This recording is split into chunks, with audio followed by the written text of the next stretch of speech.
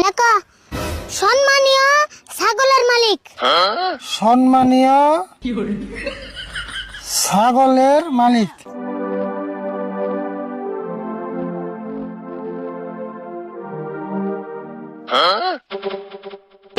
কাকা এই যে তো কত ছাগল বাইন ডাল দিছি বাইতে ছাগলের ফার্ম হয়ে গেল গা। হ্যাঁ ঠিক কাজ করছো তুই। ছাগল এমন করে বাঁধতে না রাখলে মানুষের ছাগল একবারে খেত শেষ দিয়ে দেবো। সেই সকাল থেকে ছাগলটি একলা একলা বানলাম, তুমি এই বেলা কোন ছিলে? আর কোশ না, আমার এক চাচার অবস্থা একবারই খারাপ, তাই দেখবার নিয়ে গেছিলাম।